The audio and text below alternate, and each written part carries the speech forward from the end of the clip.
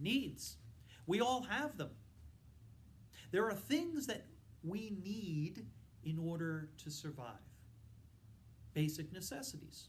Food and water and shelter and basic medical care. We have emotional needs. We need to feel loved. We need to be affirmed and comforted. We need to be strengthened and have courage. We need the love of family and relationships that build us up and bring us together.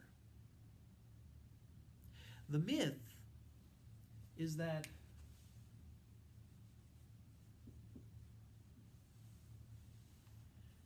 our needs are the greatest.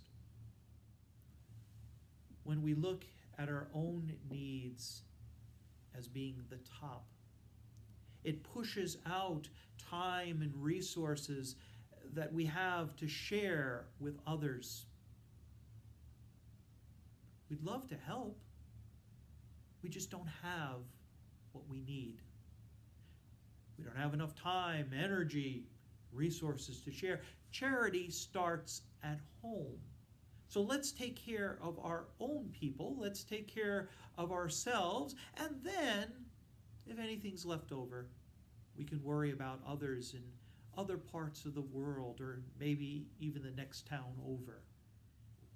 I've noticed that whenever we start to think about needs, our own rise to the top. And then there is a boundary between us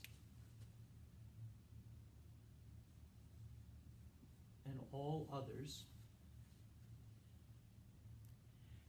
And that whenever we are looking at drawing the boundary, it always breaks to our own favor.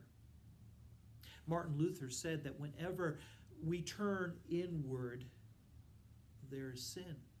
And that sin separates us from loving our neighbors, loving our God.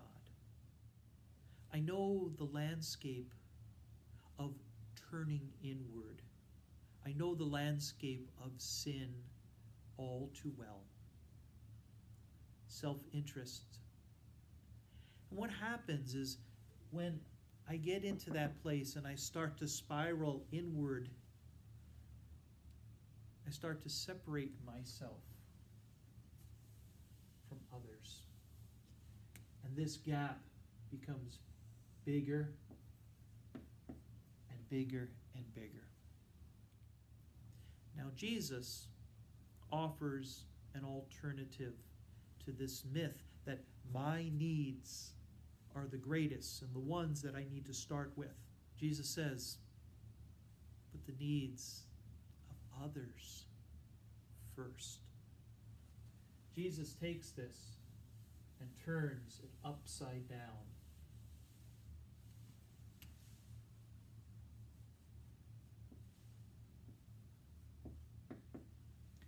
And when he does so, the gap between these things is reduced. Outward living, hospitality of God, welcome of God, sharing in God's welcome involves us to readjust the whole needs cycle that we spin over and over in our lives.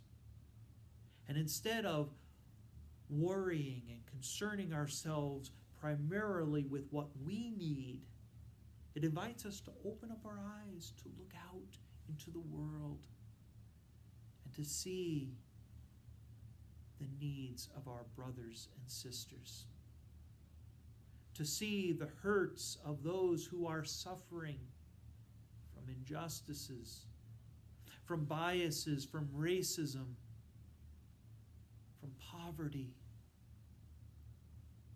to see those who don't have adequate health care, to see that as a human right and not just something you earn as a part of your job.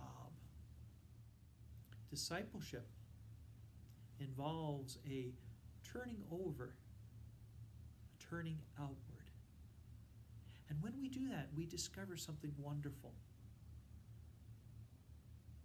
The connections that God has with all of life, soon to become part of our relationships and our connections. And we benefit from being a part of a circle in which we share our humanity. We share the need to be together, to be one. How might cracking open this myth, how might this invite you to new ways of thinking and behaving? How might you be shapen by the love of God as we put others and we seek to serve, as we seek to follow in the path of service and discipleship, to walk where Jesus walks? What might that look like for you? I know that's part of one of the questions that I continue to think about and ask myself. How might I respond to God's call to service? And in so doing, discover that the greatest needs of life have been met already by the love and the grace of God. Thanks for joining me for this segment of Cracking Open the Myths of Welcome. And we'll see you again next time.